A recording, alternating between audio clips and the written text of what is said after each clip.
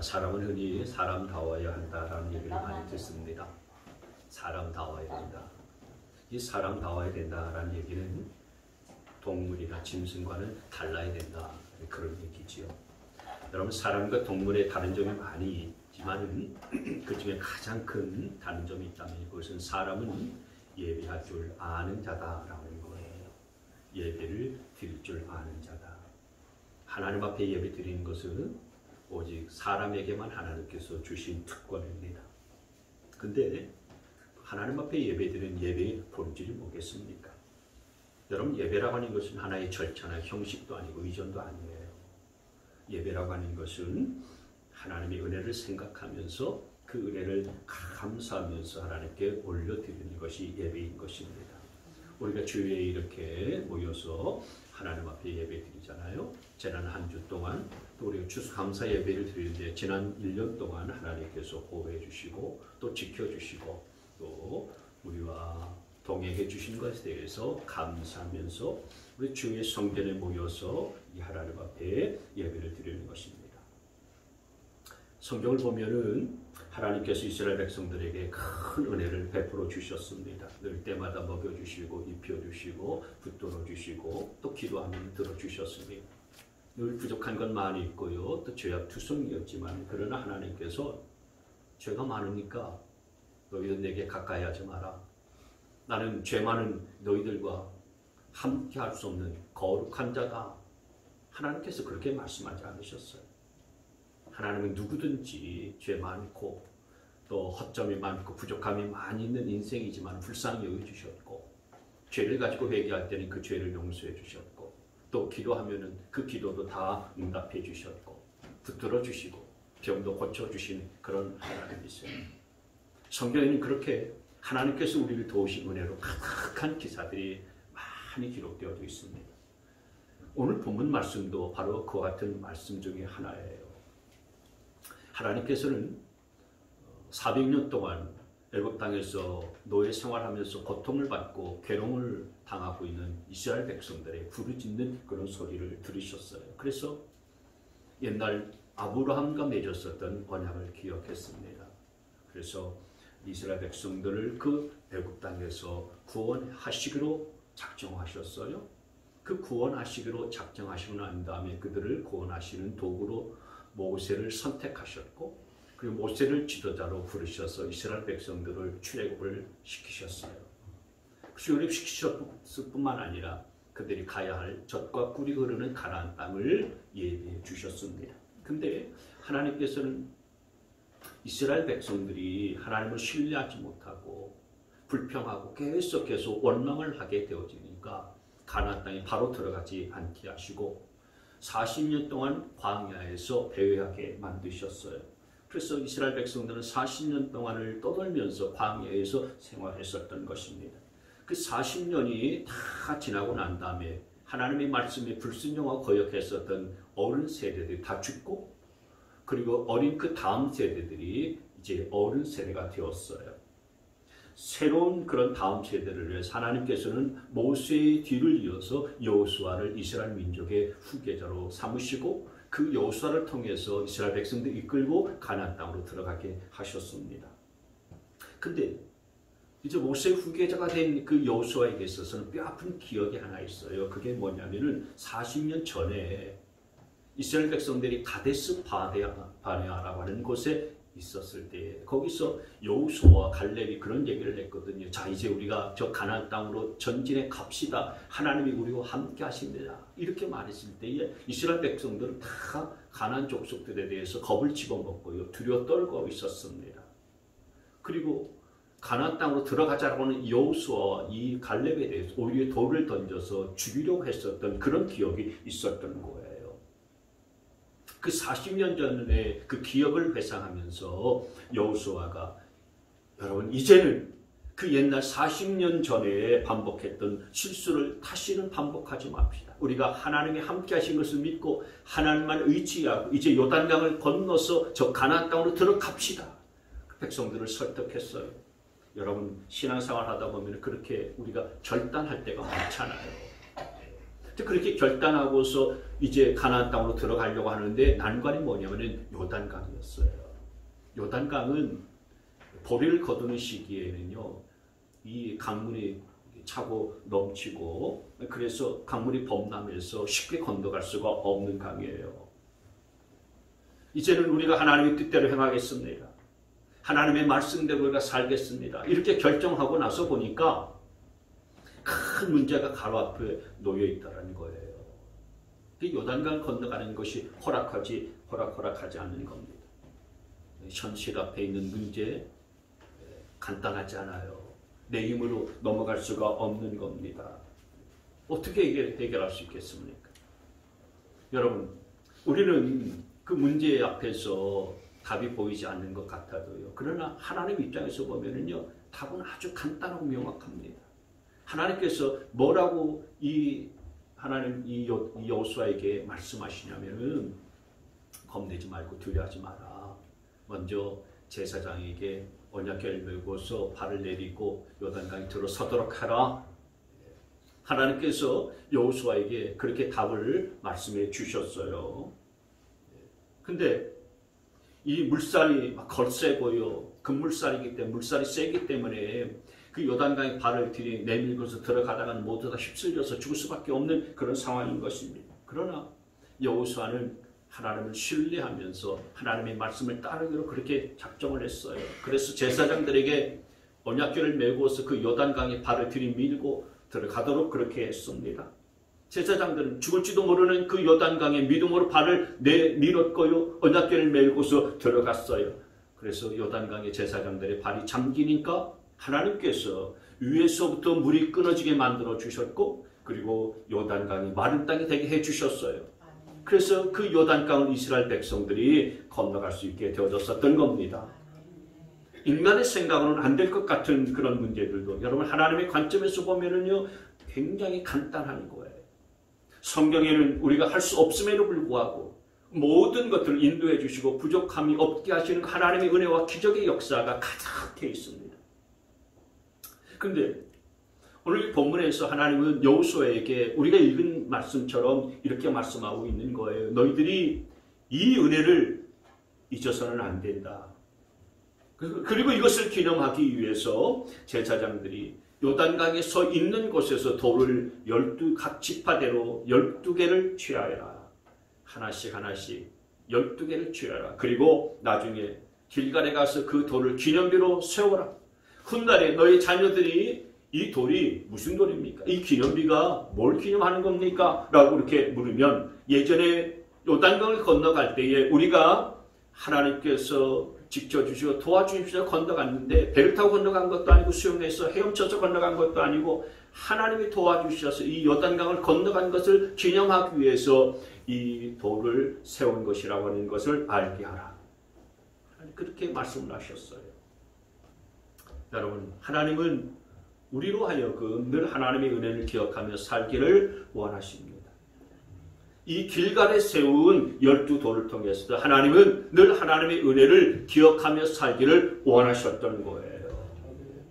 그래서 여러분, 우리가 어려운 순간에도 어려운 문제가 부닥친 그런 상황 속에서도 세상을 의지하는 것이 아니라 하나님께 해답이 있다는 사실들을 기억하고서 하나님 앞에 나오기를 원하시는 것이 하나님의 마음이고 하나님의 심정인 것입니다. 그 이유는 하나님께서 내가 너희를 이렇게 도와주셨으니까 너희들 내게 뭔가를 보답해야 되지 않겠느냐 생색을 내기 위한 것이 아니라 그 하나님의 은혜를 기억하고 하나님 앞에 나오는 것이 어려운 인생살이 속에서 우리의 문제를 풀어가는 해결책이고 그것이 키이기 때문에 그런 거예요.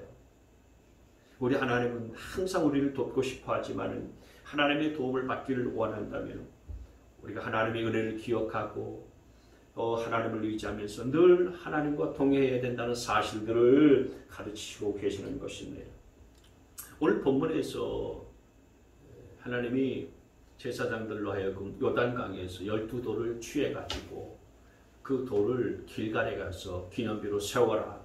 그렇게 말씀을 했어요. 그 12돌을 길갈에 세운 12돌의 의미는 뭐겠습니까? 넘겨보세요. 이 12돌을 길갈에 세운 12돌이 의미하는 것은 하나님이 도우셨다라고 하는 것을 기억하라라는 거예요. 그 돌을 보면서 하나님이 우리가 요단강을 건너갈 때에 도와주셨다라는 것들을 상기하라라고 하는 그런 의미가 있는 겁니다. 한번 같이 있습니다. 하나님이 도우셨다는 것을 기억하라. 시작. 하나님이 도우셨다는 것을 기억하라. 그러니까 그 요단강을 건너갈 때에 인간의 방법, 인간의 어떤 지혜, 인간의 어떤 힘으로 능력으로 건너가는 것이 아니라 하나님의 도우심으로 요단강을 건넜다라고 하는 것을 잊지 말라라고 하는 거예요. 아멘. 하나님이 도와주신 이 은혜를 저와 여러분도 잊지 않게 되어지기를 바랍니다. 여러분, 사람은 누구나 할 것 없이 하나님의 도우심 없이는 한순간도 살아갈 수가 없어요. 어떤 분은 나는 하나님의 은혜 없이 하나님의 도우심 없이 살아왔습니다. 나는 스스로 내 힘으로 이렇게까지 이렇게 살아왔습니다. 하나님의 도움 받은 적 없는데 이런 사람이 있어요. 그러나 그렇지 않습니다. 믿는 사람이든 믿지 않는 사람이든 간에 태어나면서부터 하나님의 은혜를 받아서 누리면서 살지 않는 사람이 없는 거예요. 여러분 생각해 보세요. 지금 저와 여러분이 이 마시고 호흡하는 이 공기가요 없으면 우리가 살아갈 수 없지 않습니까? 누가 주신 겁니까? 하나님이 저와 여러분에게 주신 거잖아요. 이건 믿는 사람이나 믿지 않는 사람이나 공기가 없이는 호흡을 하지 않고서 우리가 살아갈 수 없기 때문에 하나님이 주신 은혜를 우리가 누리면서 살아가고 있는 증거인 거예요.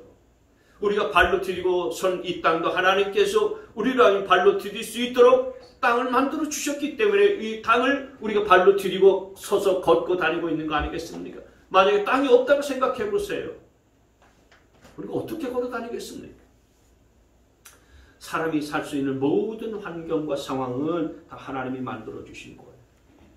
태어나면서부터 여러분 우리는 우리의 공로로 살아가는 것이 아니고 하나님이 만들어 주신 은혜를 누리면서 살아가고 있는 줄 믿으시기를 바랍니다. 근데 나는 하나님의 도움 없이 살고 있습니다. 지금까지도 살아왔고 또 앞으로도 하나님의 도우심 없이도 난 얼마든지 살아갈 수 있습니다 라고 하는 것은 어리석은 사람이고요. 자기 스스로를 속이는 거예요. 여러분 우리의 건강도 마찬가지입니다. 내가 건강을 지키면서 난 한 200년만 살면 좋겠다라고 그렇게 생각하는데 여러분 사람이 그렇게 소망한다고 해서 200년을 살 수 있습니까? 200년이커녕 100년도 살기 어렵습니다. 100년 사는 것도 하나님께서 허락해 주셔야 건강하게 100년을 살 수 있는 줄 믿으시기를 바랍니다. 여러분 원치 않는 질병 그리고 사고로 인해서 인생의 수를 다 누리지 못하고 하는 사람들이 얼마나 많습니까? 우리 인생에 있어서의 자잘한 문제에 있어서도 마찬가지입니다. 여러분 수많은 위기와 자잘한 문제들을 극복하는 것이 다 내 힘이요 내 뜻이 내 능력이었다고 생각하는 것은요 착각인 거예요. 착각입니다. 여러분 사람이 한번 홍수가 나고 지진이 나고 자연재해가 나면은 뜻하지 않게 그 생명의 수를 누리지 못하고요 목숨을 잃는 경우들이 얼마나 많이 있습니까? 그런 수많은 재난 가운데서도 우리가 지금 이렇게 살아가고 있는 것들은요 하나님의 은혜가 아닐 수 없는 것입니다. 여러분 우리는 알지 못하지만 우리가 모르는 순간 하나님께서 나를 지키시고 나를 보호해 주셔서 마치 아무 일도 없는 것처럼 지나간 순간들이 얼마나 많이 있는지 알 수가 없어요.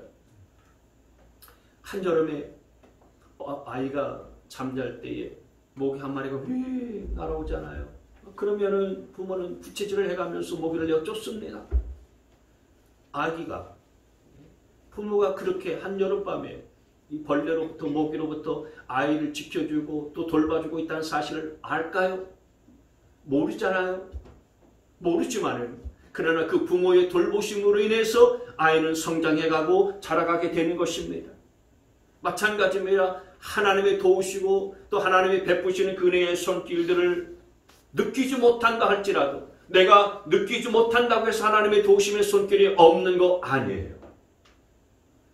저와 여러분은 하나님의 도우심의 손길이 있기 때문에 우리가 살아가는 줄 믿으시기를 바랍니다. 그 하나님의 은혜의 손길에서 벗어날 수 있는 사람은 아무도 없는 거예요. 하나님을 믿든 믿지 않든 간에 다 하나님의 은혜 안에서 살아가는 자인 것입니다. 그걸 모르는 것뿐이죠. 오늘 본문 5절 말씀에 보시면 우리가 읽지는 않았는데 5절 보시면 하나님께서는 이렇게 말씀을 하셨어요. 이스라엘 자손의 지파 수대로 돌 하나씩을 각자의 어깨에 메고 오라 이렇게 명령을 했습니다.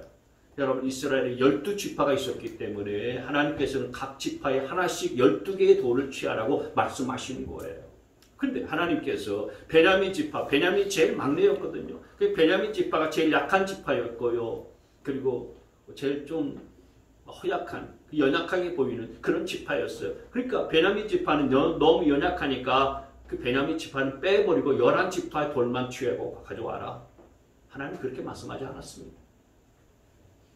이사갈 지파는 문제가 있으니까 빼고 나머지 10개만 취해라. 하나님 그렇게 말씀하신 것도 아니에요. 부족한 지파도 있었고 뛰어난 지파도 있었고 하나님의 말씀대로 살지 못한 지파도 있었지만 하나님은 그 모든 지파의 수대로 다 돌을 취하여서 그것을 길갈에다가 세우고 기념비로 세워서 하나님이 도와주신 은혜를 기억하라고 말씀하시는 거예요. 하나님의 은혜에서 벗어날 수 있는 사람은 없습니다. 하나님의 은혜는 우리의 모든 부족함을 다 덮고도 채우기에 충만 은혜인 거예요. 하나님이 그 12돌을 길갈에 세우면서 하나님의 도우신 은혜를 기억하라라고 말씀하시는 겁니다. 오늘 우리가 한 해를 지내고 추수감사절을 맞이하면서 지난 한 해 동안 우리로 하여금 여러 가지 삶에서 결실을 하게 하시고 은혜를 베풀어 주시는 하나님을 기억하실 수 있게 되어지기를 바랍니다. 여러분 추수감사절의 기원은 아시는 것처럼 영국의 청교도에서부터 비롯됐어요.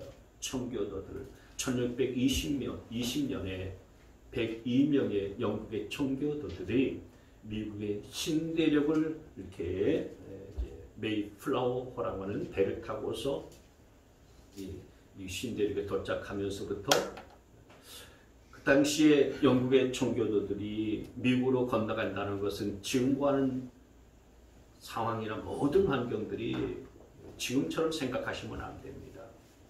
그 당시 미국은 신대륙이었어요. 신대륙, 매우 척박한 땅이었습니다. 영국에서 중재인들을 유배 보내는 곳이 미국 땅이었어요.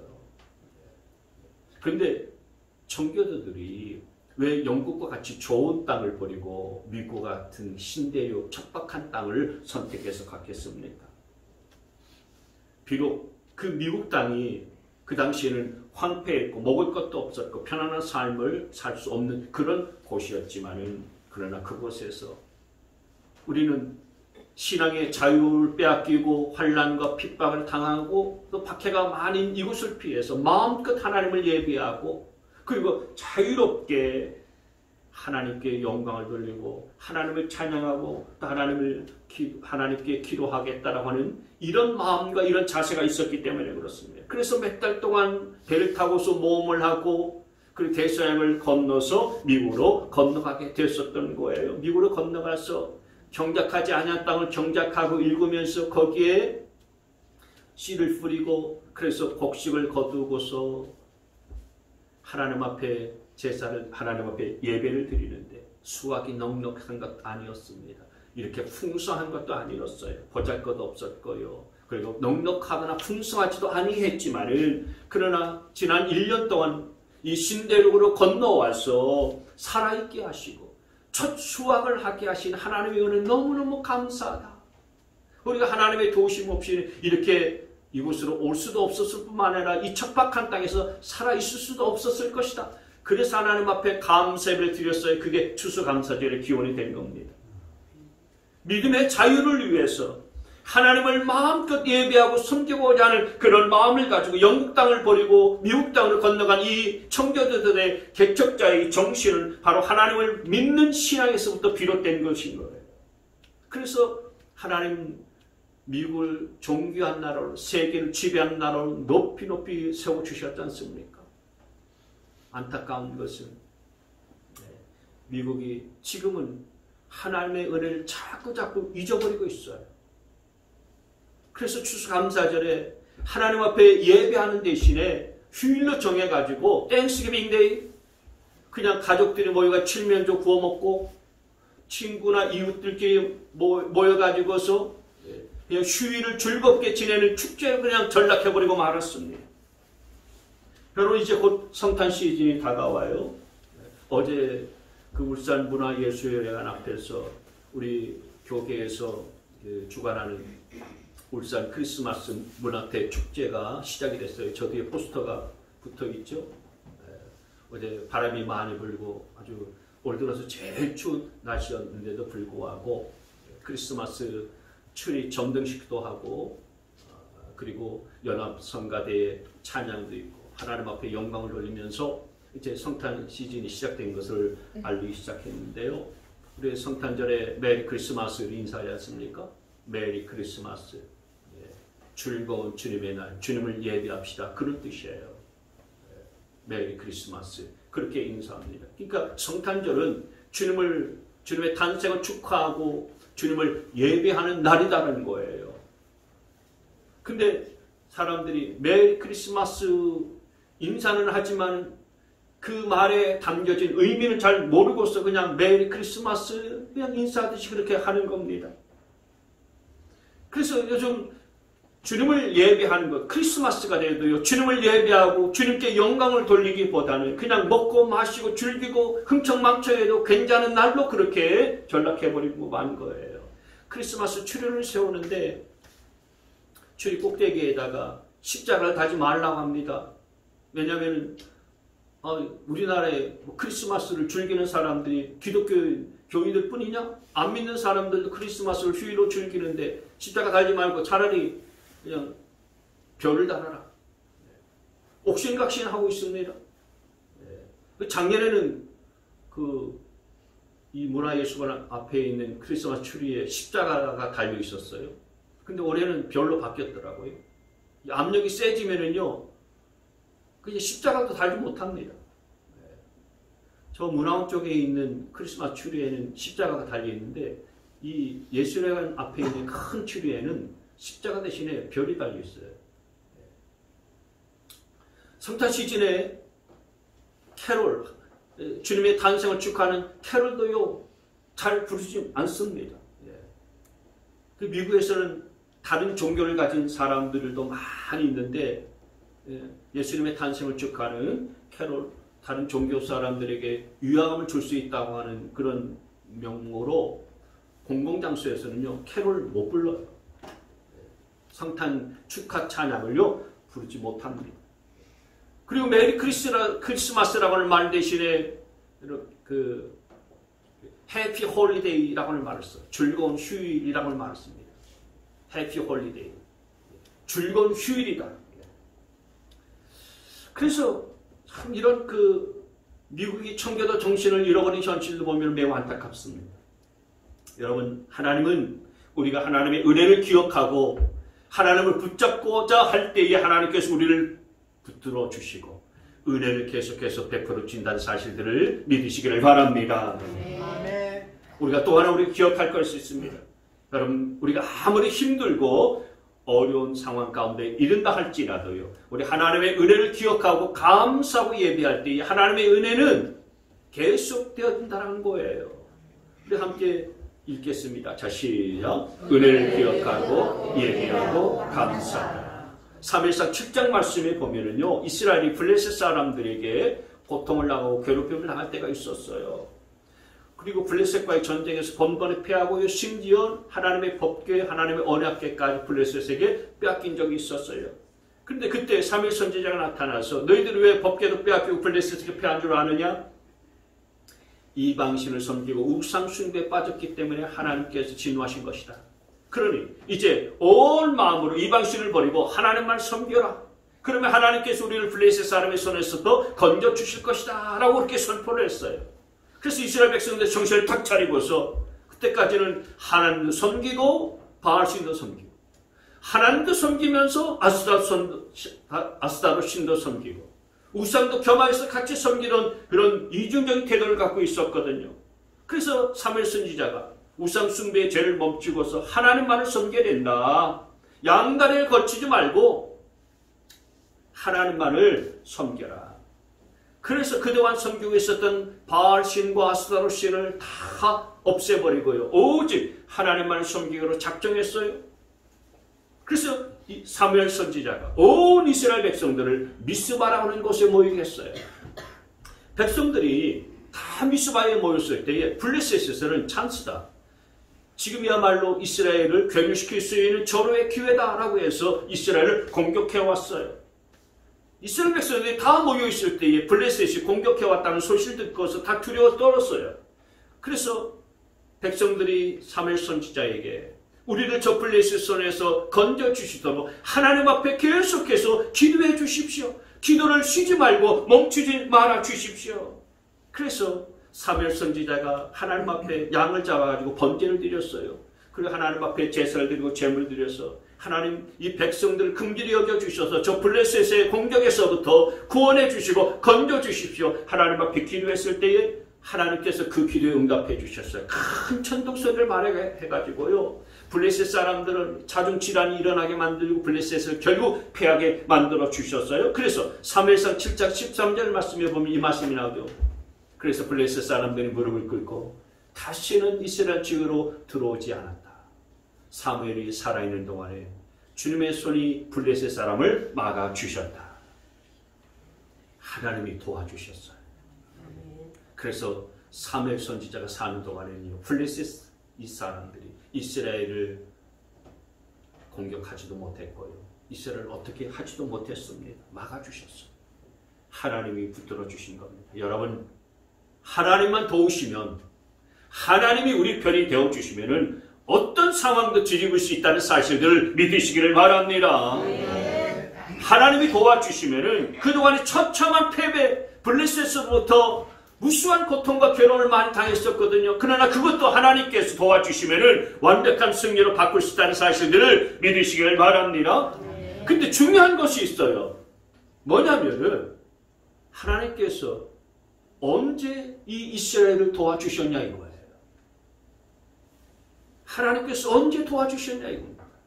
사무엘상 10장 10절 말씀에 보면 사무엘이 번제를 드리고 있을 때에 블레셋 사람 이스라엘과 싸우니까 다가왔다. 그러나 그때가 언제입니까? 번제를 드리고 있을 때. 다시 말해서 하나님 앞에 제사를 드리고 예배를 드릴 때예요. 그때에 하나님께서 큰 천둥소리를 일으켜서 블레셋 사람을 당하게 하셨고 패하게 만들어 주셨다. 번제는 하나님 앞에 제사를 드리는 방법의 하나인데 제물을 불태워가지고 향기로 드리는 제사법이에요. 여러분, 근데 지금 상황이 어떤 상황이냐면 블레셋이 코앞에 쳐들어온 상황입니다. 그때 사무엘이 했었던 행동이 뭐였냐면 하나님 앞에 제사를 드리고 있었던 때예요. 번제를 드리고 있었다는 거예요. 예배를 드리고 있었다는 것입니다. 여러분, 사람이 바쁘거나 어려운 일들이 생기면요, 가장 먼저 제외해내는 것이 뭐냐면은 하나님 앞에 기도하고 예배하는 것을 빼놓는 거예요. 그리고 바쁜 일들을 먼저 하는 겁니다. 어렵고 바쁜 일들이 있으면은요, 그거부터 먼저 하지 하나님 앞에 예배부터 먼저 드리는 사람 없어요. 예배를 더 오히려 이건 빼놓고 이건 제쳐놓고 우선 급한 일부터 하고 바쁜 일부터 먼저 하는 것이 사람의 본성인 거예요. 근데 사무엘은 힘들고 바쁜 정도가 아니고 목숨을 이태해놓은 그 풍전등화의 상황 속에서도 만사를 제쳐놓고서 뭘부터 먼저 했습니까? 하나님 앞에 번제 드리는 것, 예배 드리는 것부터 먼저 했다 이거예요. 그랬더니 하나님께서 그 예배를 받으시고 하나님이 역사하셔서 블레셋에 공격하는 손길에부터 이스라엘을 구원해 주시고 블레셋을 패하게 만들어 주셨다라는 거예요. 그러면 여러분, 어디에서 무엇을 하든지 간에 항상 하나님 앞에 번제 드리는 인생, 하나님 앞에 제사 드리는 인생, 하나님 앞에 제단을 쌓고 예배하는 인생, 하나님께서 그 예배 받으시고 그 인생을 도와주시는 줄 믿으시기를 바랍니다. 여러분, 우리의 가정의 승리를 위해서, 그리고 우리 교회의 승리를 위해서도 우리가 할 수 있는 최선은 뭐냐면 오늘 사무엘이 했었던 것처럼 하나님 앞에 예배 드리는 거예요. 그때 반드시 여러분의 가정에도 승리하는 역사가 나타날 줄 믿습니다. 우리 교회에도 승리하는 역사가 벌어지게 되어질 줄 믿습니다.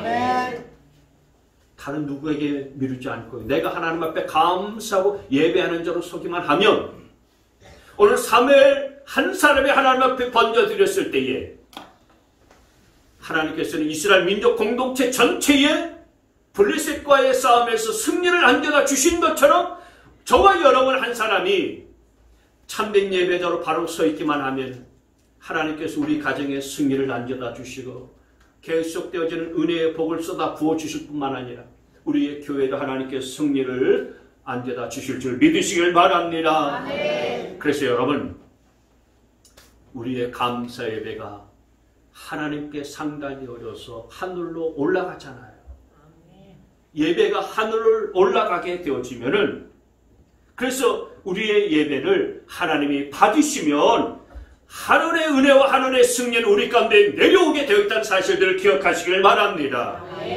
예배가 올라가면 감사 예배가 올라가기만 하면은 하나님은 하늘문을 여시고 하늘의 은혜와 하늘의 축복과 승리의 역사를 우리 가운데 내려주신다는 사실들을 믿으시길 바라요. 그래서 여러분 중요한 것은 우리가 하나님 앞에 늘 감사하는 예배자로 서는 거예요. 그때 하나님께서 크신 은혜로 우리를 승리케 만들어 주시는 것입니다. 그래서 여러분 그 하나님의 은혜를 감사하면서 예배할 때에 하나님께서 승리를 얻게 해주셨잖아요. 그래서 오늘 여호수아에 나왔었던 것처럼 사무엘 선지자도 하나님 앞에 기념비를 하나 세웠어요. 뭘 세웠냐면 에벤 에셀이라고 하는 기념비를 하나 세웠었네요. 에벤 에셀 무슨 뜻이냐면 지금까지 여기까지 하나님이 도와주셨습니다. 그래서 에벤 에셀이라고 하는 기념비를 세웠어요. 하나님의 도우심으로 우리가 저 블레셋과의 싸움에서 승리하게 됐고 우리가 이기게 됐고 그리고 평화를 얻었다. 이게 얼마나 감사한가. 그래서 에벤 에셀이라는 기념비를 세워서 하나님 앞에 영광을 돌렸었던 겁니다. 여러분 하나님의 은혜를 아는 자는 그렇게 감사하게 되어 있어요. 그리고 감사할 줄 아는 자에게 하나님의 은혜는 계속해서 부어지고 계속해서 승리가 주어진다는 사실들을 믿으시기를 바랍니다. 아프리카의 어느 작은 마을에서 제가 인터넷 기사에서 본 건데요. 어떤 작은 마을에서 다른 사람에게 은혜를 입었으면은 그 감사를 어떻게 표현하냐면은 그날 밤에 그 집 앞에 가서 머리를 숙이고서 계속해서 밤새도록 무릎을 꿇고 있는다는 거예요. 밤새도록 비가 와도 비를 맞으면서 은혜를 베푼 사람의 그 집에 가서 그 은혜를 베푼 사람에게 머리를 숙이고 그리고 무릎을 꿇고 있다는 거예요. 그러면서 감사와 고마움을 표현한다는 겁니다. 근데 은혜를 입었음에도 불구하고 그렇게 하지 않잖아요. 그러면은 주변 사람들도 원성을 사요. 그리고 동네 사람들이 저 사람은 은혜를 알지도 못하고 기억하지도 못하고 배은망덕한 사람이니까 우리 동네에서 살 수 없다 그러면서 쫓아낸다는 거예요. 여러분 세상 사람들도 그렇게 한다는데 우리가 하나님의 은혜를 입은 자로서 하나님의 은혜를 기억하는 것은 당연한 거 아니겠습니까? 하나님의 은혜를 우리가 기억하고 하나님 앞에 감사하고 예배하는 것은 우리 하나님의 백성들 하나님의 자녀로서 마땅히 해야 될 일 아니겠어요? 저와 여러분이 추수감사절을 맞이하면서 이렇게 하나님의 은혜를 기억하고 감사할 수 있는 믿음이 회복될 수 있기를 주의 이름으로 축원합니다. 시편 103편 1절에서 5절의 말씀을 읽어서 마치겠는데요. 같이 한번 읽습니다. 시작. 내 영혼아 찬송하여라. 마음을 다하여 그 거룩하신 이름을 찬송하여라. 내 영혼아 주님을 찬송하여라. 주님이 베푸신 모든 은혜를 잊지 말아라. 아멘. 3절에부터 5절까지 또 계속 있습니다. 시작. 주님은 너의 모든 죄를 용서해 주시는 분, 모든 병을 고쳐 주시는 분, 생명을 하늘에서 속량해 주시는 분, 사랑과 자비로 단장하여 주시는 분, 평생을 좋은 것으로 흡족히 채워 주시는 분, 내 젊음을 독수리처럼 늘 새롭게 해 주시는 분이시다. 아멘. 여기에 해당되지 않는 분이 있습니까? 주님은 내 모든 죄를 용서해 주신 분이세요. 주님은 내 병도 고쳐주신 분이십니다. 내 생명을 파멸해서 건져주신 분이세요. 사랑과 자비로 우리를 일으켜주시고 붙들어주신 분이십니다. 우리 평생에 좋은 것으로 만족하게 해주시고 흡족하게 해주세요. 그리고 우리를 독수리처럼 늘 새롭게 해주시는 분이십니다. 이 하나님의 은혜를 우리가 늘 기억하면서 하나님 앞에 감사와 찬양을 올려드리는 저와 여러분 다 되시길 주님의 이름으로 축복합니다.